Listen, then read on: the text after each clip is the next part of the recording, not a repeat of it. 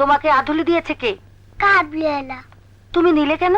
কাবলিওয়ালা দিল যে তাই নিলাম। আর কখনো নেবে না? নেব, 100 বার নেব। তুমি খালি রাগ করো, তোমার সাথে আমার আড়ি। পচার মা, পচার মা, যাই মা।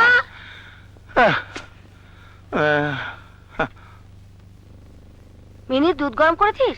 এখনই করে দিচ্ছি। তোরা যে কেমন রে পচার মা, সেই কখন দুধ দিয়ে গেছে, দুধটা যদি ফেটে যায়? যাচ্ছি মা। মা গো, একটা কথা বলবো? বল। ছোট মুখের কথা তো তোমরা দাম দাও না। কি বলবি বল।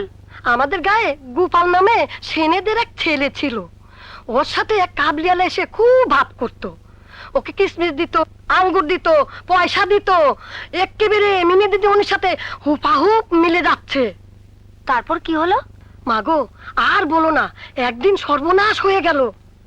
কি সর্বনাশ হলো? গোপালকে আর পাওয়া গেল না।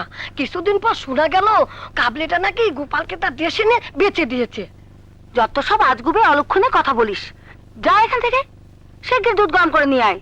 মা আগেই তো বলে নিলাম, ছোট মুখের কথা তোমরা দাম দাও না। একটা অঘটন ঘটে গেলে তখন বুঝবে। বেশি কথা বলিস না, যা। ঠিক আছে, আমি যাচ্ছি। আমার কি, যখন একটা অঘটন ঘটে যাবে তখন আমার কত দাম হবে।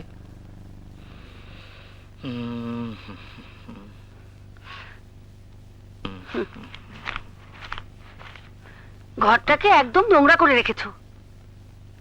লেখা যাদের পেশা তাদের ঘর নোংরা হবেই। শোনো বাবু, আমার কিন্তু ভালো লাগছে না। কি ভালো লাগছে না? পচার মা বললো ওদের দেশে নাকি এক কাবলিওয়ালা একটা বাচ্চা ছেলেকে তাদের দেশে ধরে নিয়ে বিক্রি করে দিয়েছে। মগদের রাজত্ব এখন আর নেই। মানুষ বেচা কেনা হতো, এককালে দাসপ্রথাও ছিল, এখন আর ওসব নেই। এগুলো শুধু পচার মাদের কাছে মুখরোচক গল্প হয়ে আছে। না বাপু, তবু আমার খুব ভয় করে। দেখো ফল ফলাদি তো দিচ্ছেই। মিনি বলল এই আদুলিটা কাবলিওয়ালা ওকে দিয়ে গেছে। ছোট্ট একটা বাচ্চা মেয়ে, টাকা পয়সা সে কি বোঝে? কেন তাকে আদুলি দিল? নিশ্চয়ই কোনো খারাপ উদ্দেশ্য আছে।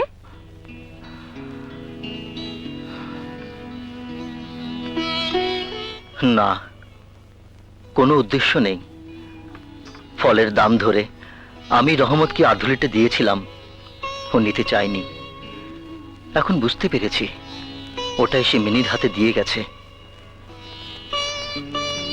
ফলের দাম দিয়ে আমি রহমতের কাছে যতটা বড় হতে চেয়েছিলাম, ফেরত দিয়ে সে আমাকে তার চেয়ে বেশি ছোট করে দিয়েছে। রহমত কাবলিওয়ালা হলেও ও খুব বড় মনের মানুষ। যাও, ওসব ছোটখাটো বিষয় নিয়ে অতটা ভেবো না।